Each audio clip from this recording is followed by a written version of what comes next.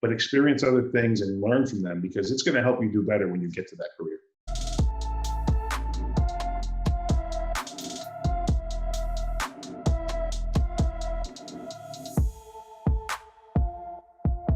Ladies and gentlemen, welcome to the Sports to Business podcast. Today we have a really special guest, Adam Zeitsiff, the current president and CEO of Intelivideo. So, an introduction for you, Adam. You're the current president and CEO, Intelivideo, a new role.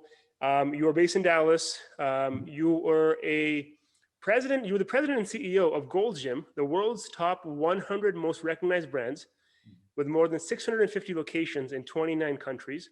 Yeah. Before that, you were a CIO at Smoothie King, 1,100 chain brand. Before that, you were actually a CIO for Gold's Gym. So I'd love to dive into that story when we get there. You were someone who brings technology and business together, which not a lot of people can do that. So that's great testament to your career. And you graduated from Springfield College. You were a big athletics guy there as well. So welcome to the podcast. Really glad to have you on the show. Thank you, Tim. I really appreciate it. Good to be here. So what are you doing today, right now, Adam?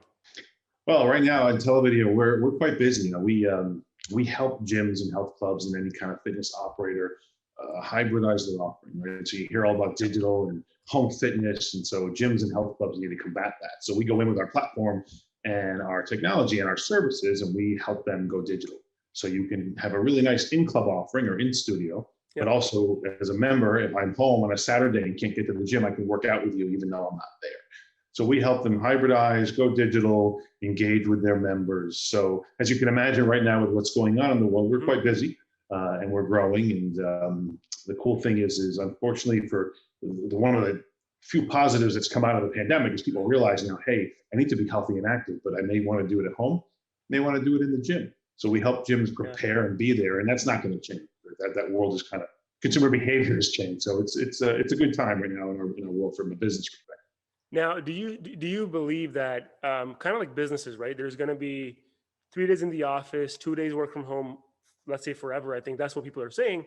Do you also believe the gyms will also change similarly, where you're going to be doing some home workouts and you're well positioned to target that market?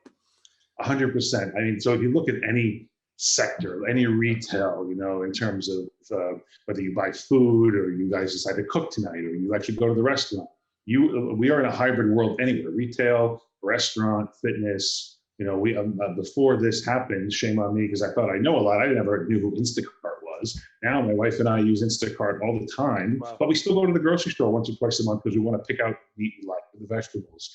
And so we have a hybrid relationship with our grocery store. We have a hybrid relationship with our restaurants, and people will have a hybrid relationship with their fitness partner, their gym, their health club, their studio, and they'll go there 2 or 3 days a week. You will never replace what you can do inside a gym, right? Absolutely. But they'll also work out at home a little bit, and they'll go back and forth, and it will meet them. The gyms are going to meet them where they want to exercise now, and that's exciting.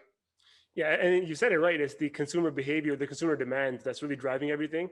And I think the pandemic almost accelerated that by like 5 years, right? Completely.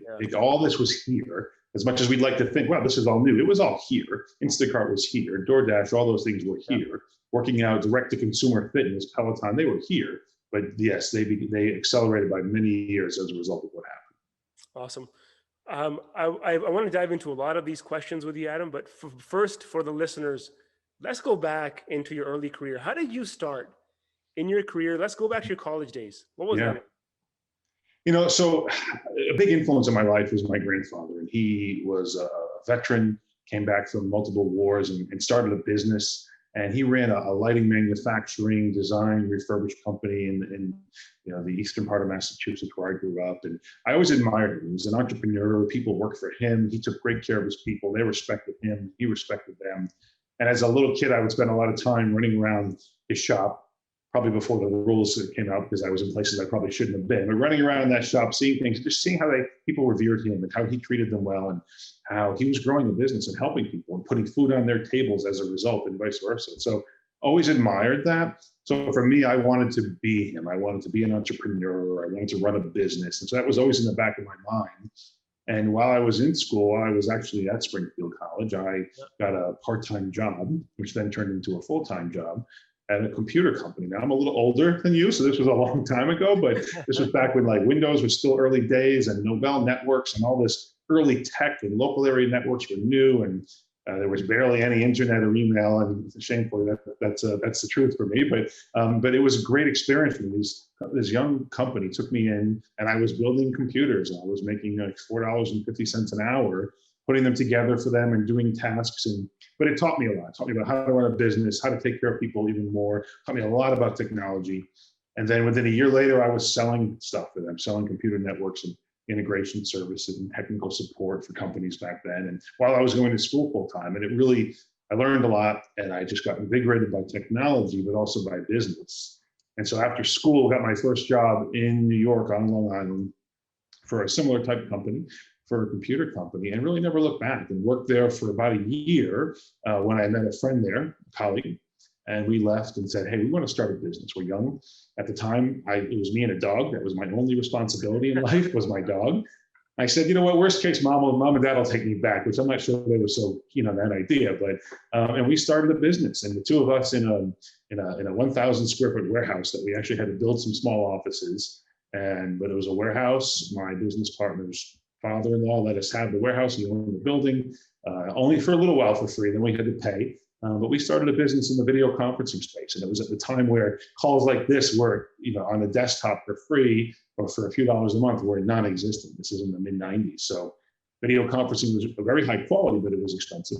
And you had to have third parties come in and help you install it and do the audio visual piece. So we started that business and really grew. We grew it from nothing to a really good sizable business.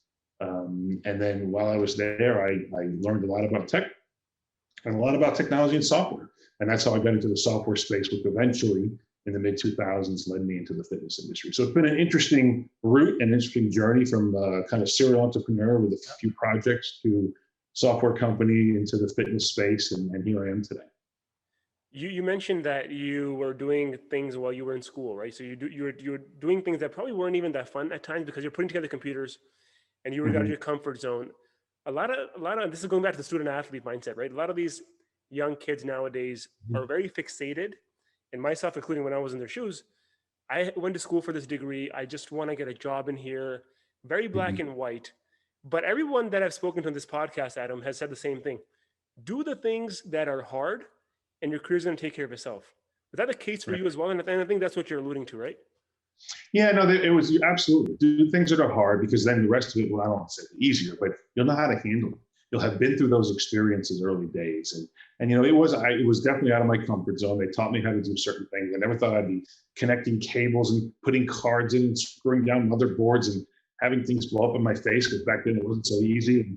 And it was certainly interesting, right? But I think, yes, do the hard things while you're in school and experience different things. Even though if you have a mindset and you're focused on your career, that's awesome. But experience other things and learn from them, because it's going to help you do better when you get to that career. What allowed you, and I'm seeing a lot of different managers or even executives. Sometimes it takes them a long time to get to their CEO level. Some folks get stuck. We'd love to learn from you, Adam. What was behind the success where you started your own company, you saw progress, you became a CIO, became a CEO? What allowed you to keep on succeeding? What comes to mind, the secret X factor behind that success? I don't know if it's a secret X factor, but I think when you start your own business and you spend almost 9 years in that first company, you tend to learn a lot. You get to experience a lot of things. So I think as an entrepreneur, you are the guy or gal who sweeps the floor, who writes the checks, who does the accounting, who installs the product, who answers the phone for tech support. You pretty much do everything. And my old business partner and I, if he sold something, I would go install it. And if I sold it, he would go. And so they would see a different face when you're a small startup company.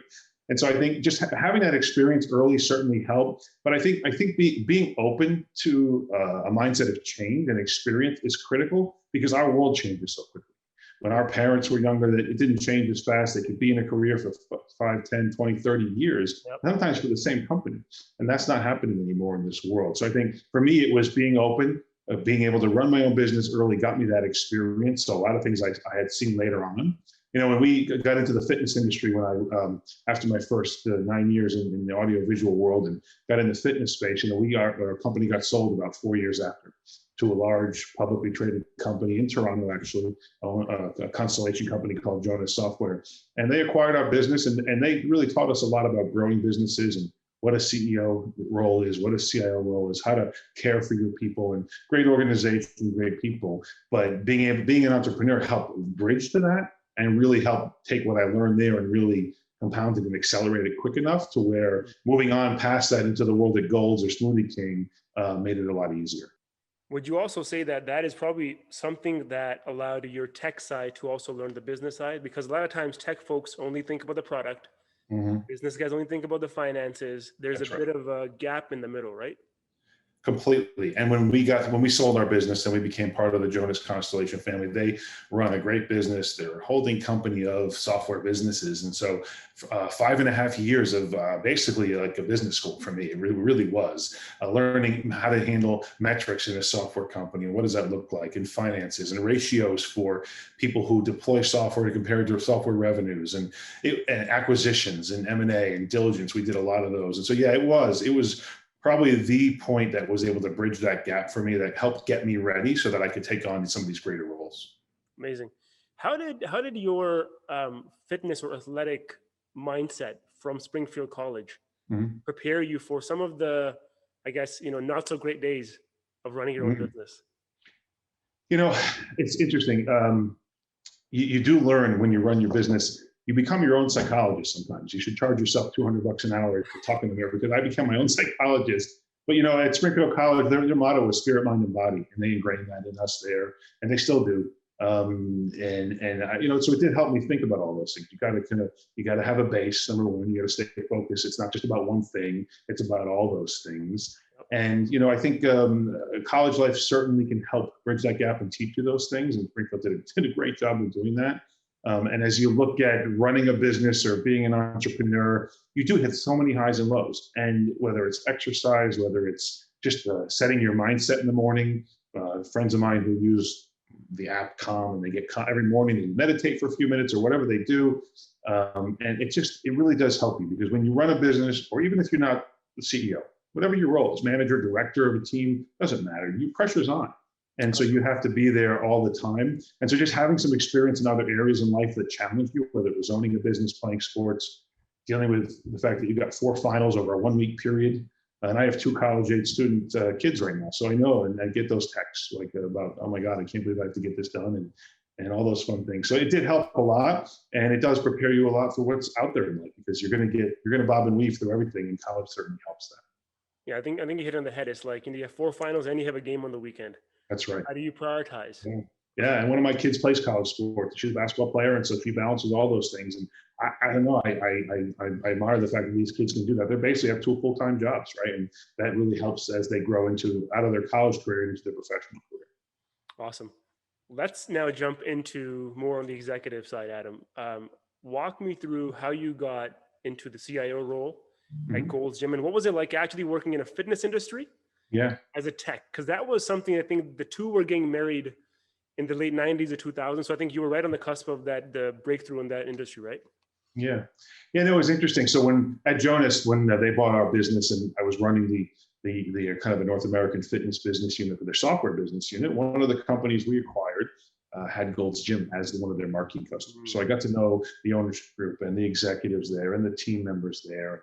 They had corporate clubs that our software ran their business for, and they had franchisees who, many of them used our software. So I got to know the Gold's Gym there, and really running a technology business when it came time to look at what my next choice was and where I wanted to be.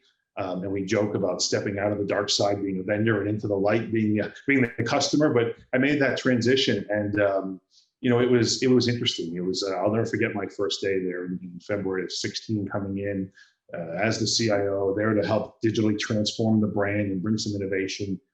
And it was amazing, because the people were so passionate, and I had seen that in general from every fitness customer. We're all passionate about helping people, but it was just amazing to see how passionate they were about helping people, helping franchisees, and then of course just the iconic brand. It was revered everywhere, and people practically wore Gold's Gym socks and underwear. They were so proud of it, and I ended up doing the same, I will admit. So it was an amazing experience, and that relationship as my customer helped bring me there as the CIO, and it was a great transition.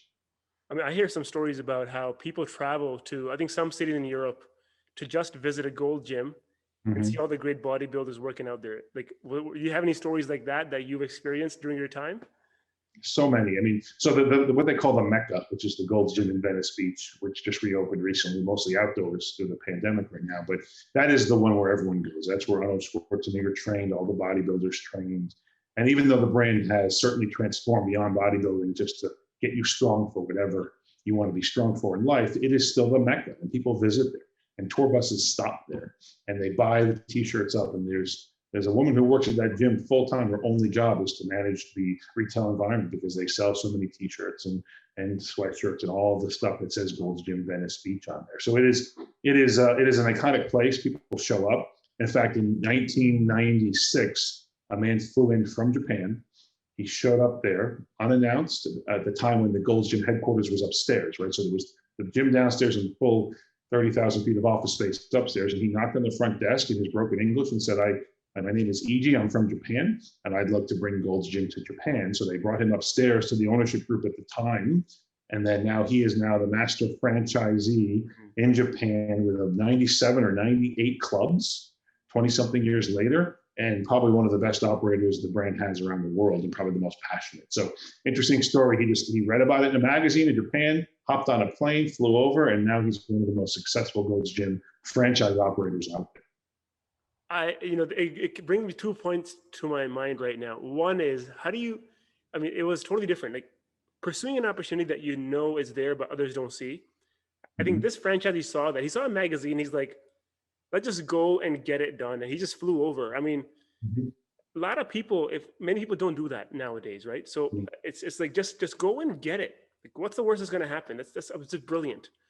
Yeah, totally. That he just took a risk and said, he was a younger guy at the time, and he said, I want to bring this there. He loved weightlifting, strength training, and he just felt that it would really be good for the environment and the community and the Japanese fitness community. And he was sure right. Now, the second thing that came to my mind was, you said franchise, right? And I've been in franchise businesses on the tech side. You've literally, Gold's Gym is one of the biggest franchises. What are some of the difficulties that come with, from a tech leader or a CEO of a franchise model? And how do you deal with it? How do you make a strategy? And how do you maybe even incorporate some of the sports principles that you learned from your college days? Yeah, I think, I would almost say, if you want to really translate it to that, I mean, the franchisor is sort of the coach, and the franchisees are all the players, and you're trying to get people to buy into a system when you're a franchisee. So they buy into the system and say, yes, I want to run a Gold's Gym in Japan. I want to run it in Miami, wherever you live. And so they have to buy into the system, but they have to, and they get to the autonomy to play out there in the court, if you will, and run the plays in their fashion, but they still have to run the coach's plays. And so franchisees are out there, they buy into a system, they buy into a brand, but they still have to follow the playbook playbook of, how do I run my gym? How do I engage and talk about the brand? How should I represent the brand in the community? How should I treat my employees? And from a technology standpoint, same thing. If you're deploying technology to franchisees, they get to use it and run their business with it, but they still need to follow a similar playbook. Well, here's how we're deploying the technology, whether it's in club, for example, or whether it's member facing. Here's how we're going to deploy it. And we need you to run the play on the field. And because we're experienced, and as the coaches, if you will, that play works, right? And so I think it's a good analogy, but it really is true. And it's really how franchise systems, I don't care what industry, they are popular, they work. And they are one of the few, franchising is one of the few places where almost anybody can be an entrepreneur if you can be passionate about whatever business you want to be in, and you can follow the playbook. So then talk about your leadership style, because different coaches have different leadership styles. Some of them are letting the players make the play. Some of them are very, dictatorship. Yeah. What worked for you? I'm more of letting the players make the plays. I feel that I'm only as good as the people around me, right? So I've seen a lot, but I forget something every day. I learn something every day. So for me, I'm more of a trust and verify, right? So here's the playbook. Let's talk about how we're going to run the play. Let's agree as a team, my team, whether it's the executive team, management, anybody in the company. Let's agree as a team. And then I'm going to jump in and we're going to talk about it. We're going to see how it's going. I'll see how you're running the plays. But I'm more of a trust trust and verify, let them run the play, and make sure that we all agree these are the results we want to get to. Have some autonomy to tweak the playbook if they need to, but here's where we need to get to. And for me, it's about communication. I'm okay if we run a play and you know what, we just ran that well. Okay, we bricked it off the backboard, or they scored on us on a wide open layup, whatever it may be. But that's okay. Let's talk about it and communicate to me. Come back to me and tell me what happened, and let's figure out how we can make sure that doesn't happen again. It's when that doesn't happen as leaders is when you get frustrated.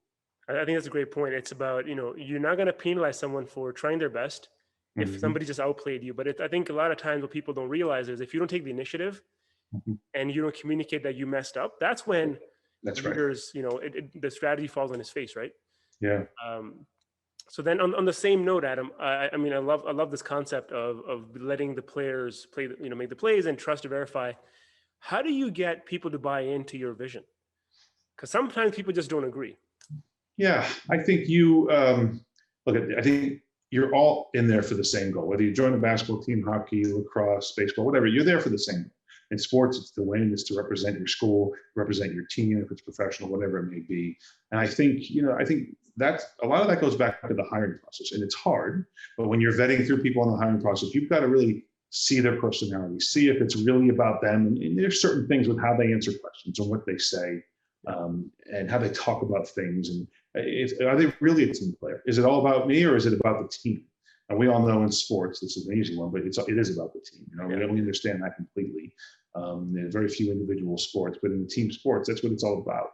And I think you can vet through that as best you can during that hiring process. And you've got to give people a chance. And sometimes maybe they did a really good job fooling you. And if they did, well, come in, give them a chance to see that other people in the organization have bought in to that mentality, to how we're going to do things, how we're going to be transparent, how we're going to help each other, how we're going to treat each other fair. And if that's the case, and more times than not, I've seen them, I don't want to say fall in line, but you fall in line. They come in and say, I can do this too. Okay, I get it now. And if not, then you either coach them up or you coach them out. It's like, I have the saying for my team, it's like, we want to build a team, a superstar team, not a team of superstars, because getting a bunch of superstars in a room, things always backfire. It's how do you actually build a team that can make an impact, right? Yeah. There's very few professional teams. They're talking about one right now in the Northeast who just brought another superstar in. I won't say the name on the podcast in the NBA, but they're not sure how that's going to work. Sometimes it does. Sometimes people's egos come down and they can say, I can be part of this team. But to your point, you're right. It's all about making a good team. So on the same note, Adam, how do you handle failure? And this is in personal life, professional, as teams. What allows you to keep going? What principles do you really use to stay on the track? Yeah, it's not easy. When I was younger, I did not handle it well. I mean, I didn't. I was a kid. I started my first business. I barely turned 22. So I was a little immature. I'm the first to admit it. But I didn't handle failure well because I took it personally, like most people do. How could I not be successful here? And then I soon realized, although it took the better part of that decade of my life as I grew into the business and running business, and by the time my early to mid 30s, I soon realized that, there's a solution to every problem. And if failure is a problem, there's a way to solve it, and there's a way to fix it and to succeed. And believe me, it sounds simple now, but I was an idiot in my 20s, like most of us are, and I didn't really get it. And it took me a while, and I finally figured it out that I failed, but there's a way to solve that. And even if solving it is failed quickly and it didn't work, and let's move on, and we're going to scrap that, like literally. And that was one thing that the CEO and founder of Constellation up in Toronto, who owns those businesses up there and started the company, he was always about failing quickly. I'll take a risk on you, he would say to his team, to me, but if it doesn't work, let's fail quickly so we can just pivot and do something else. And so it took me a while to learn that, but I always kept that lesson with me. Let's fail quickly if it doesn't work. And there is a solution to every problem. And I tell my kids that, I tell people that work for me, just take a deep breath, accept the failure, and let's solve it. There's a way. Amazing. So what would be your advice to some of the executive teams right now, let's say the Fortune 1000 or Fortune 500s, right, that are being disrupted, the pandemic, that are not used to failing fast? They have a 5-year strategy. They have to keep on going. And the teams are also built for taking their sweet time to make sure everything is perfect before they implement. But now you can't do that anymore. So how do you get those teams to change to start failing fast? Yeah, that's a tough one. I mean, I think for me in technology, I think we're a little more used to change. Maybe not quite as fast as we've had to in the last year, but we're certainly used to it. But I think for me, the first thing I would say is look around you. It's not you. It's happening to everyone. Don't take it personal, and just come together as a team. Because I think the best answer that is when teams come together and they bang their heads and they whiteboard things out and they talk through things. Usually, you find the answer to the problem. It's usually just sitting out there. So I would say that, like I said, don't take it personal. Come in, solve the problem, but knowing that, hey, maybe there isn't a solution to this problem. Right? Maybe we got to think through that. But the rest of the world is moving quickly, and I think these people are certainly realizing we've got to, even if it's not technology, we've got to move fast. But also, you go slow to go fast sometimes, because you got to make sure you make the right decisions. So I think it comes down to believing in the system and having the collaboration with each other and trusting each other, right? Right, and being okay with, oh crap, this didn't work. Like being okay with that. Sometimes that helps. That's half the battle. And I think a lot of times when people don't take risks, it's because they're afraid of judgment of the That's leadership. right. So I think the leadership has to do a better job of saying, look, it's okay. We're going to change the way we evaluated people, not based on failures, but maybe based on the attempts to succeed. That's right. Yeah, there's a poem by unknown. It always says by unknown, but it ends with only those who risk are truly free. And sometimes you do have to take that little risk to be free and to get ahead, because not everyone does it. To your point, it's not easy. You feel like you want to be judged, but those who do it, you look back and go, wow, I'm kind of ahead of everybody. No one else really did this. And because you're in your mind, you're thinking everyone's doing it. Why should I bother risking? But take that little risk. Most of the time, you'll find you're ahead of the people out there. How did you handle the pandemic? So last year, huge brand. What were some of the things that you did? So maybe the first moment when it happened, like, holy shit, there's a pandemic. And then how did you execute on the strategy? Yeah, it was. Sorry, getting a little PTSD just thinking about it. But it was an interesting time, obviously, for everybody. But in Texas, which I know you are here now, our government and governor held out for a while, as long as he could, and finally said, hey, we're going to make some changes. And at Gold's Gym, my team and I, the executive team and I, we saw a lot happening in the Northeast with some of our franchisees who were getting ready to shut down because of what was happening on the northwest part of the country as well, where it really started. And we sat in a room, and I'll never forget it. It was the morning of March 16th. Things were happening. My phone was blowing up with franchisees. And I sat down with my team and I said, guys, we need to make a decision for humanity here. We're seeing what's happening. We have to make the humane decision to voluntarily shut down our clubs. Our company-owned gyms at the time, was over 110 gyms at the time. Wow. Shut them down, close them, and furlough 5,000 people, which was a very tough decision. And we did it a couple of days prior to where the government said, okay, now you have to do it. So we got ahead of it a little bit, but it was gut wrenching. I remember sitting in our meeting room, and we had the same room where we innovated, one of our innovation rooms, and we just sat down and we just looking at each other. And it was a long day. It was all of us, and we got on the call. We made sure we made the calls personally. Got everyone on the phone. We didn't just send an email. That's how I operated at Gold's. It was all about transparency. I would email my teams directly. They could email me. I would answer. They had my cell phone, all of them in the field. And so it was a tough day, and it got worse over the next few weeks, because we said, hey, okay, we're just going to do this till the end of March. It's the right thing to do. It's a decision for humanity. The end of March turned into the end of April, turned into almost late May before we started reopening some clubs. And it was very hard because people's lives were affected. Everyone, including ourselves, we all took pay cuts. We did whatever we could to help the company through. But it's one of those things you look back on and realize you've been through it. You never want to go through it again, but it certainly does help mold you and grow you, certainly. Well, I think that's one of the best ways that I've actually heard from one of the executives and how they handle it. So I think that's a testament to your leadership, right? Because it's really hard. Yep. Furloughing 5,000 people in one day. And it must have been a lot of pressure as well. Yeah. It was hard on the team. There was a lot of pressure, and it's emotional, right? It's emotional. You have to tell people. And I know I was out in the field. My team and I were not holed up in the corporate office. We were out in the field in our clubs. We knew people at the front desk. They knew our faces. We knew their faces. And so it's not like it's an invisible employee you never see. There's an emotional connection to them. And it certainly was hard. And the fact that within a week or two, we realized it was not going to be just until the end of March, it made the decisions even harder going forward. What were some of the things that you did as a team that maybe made it a little easier, just, from a morale perspective for the people that were remaining? Because a lot of times when this happens, right, it's a pandemic, the team that remains is affected. Right. So what were some of the things you did to make sure that the morale is high, that it's a shitty situation, but hey, we got to keep going? Yeah, no, we still are, even though most of us aren't there anymore. We were very close as an executive team. We actually enjoyed each other's company. We didn't just like, oh, I got to have a beer now with the team after work once a month. We would like to go out. We would go out for a drink. We'd have some fun. Our families knew each other. Like it was, most of them been in my house. Like it's one of those things we had that kind of relationship. So we stuck together. We stayed going to the office, even though they were shutting offices down. We were considered essential personnel. We went in together. We still met. We stayed very close. We didn't do very many Zoom calls before that, but man, we were doing Zoom and Microsoft Team calls every day with our teams in the field. So we stayed close with each other. We still ate meals together. We still did all those things. And yet we still also stayed in touch with our field teams. Like we still had people in the field working, checking in on the clubs that were closed, and things of that nature. And I think that was key. And the other thing we did is we communicated with the 5,000 people. We had all their personal email addresses. We couldn't ask them to work because they were furloughed, but we sent personal emails to their personal email addresses, videos from me, emails, staying in touch every 7 to 10 days, and just so they had some connection to something that they were so abruptly removed from outside of their control. Well, I think a lot of times, and emailing someone doesn't take a lot of effort, but I think it's something that if you go and do the extra thing, it might help the team. So that's kudos to you guys.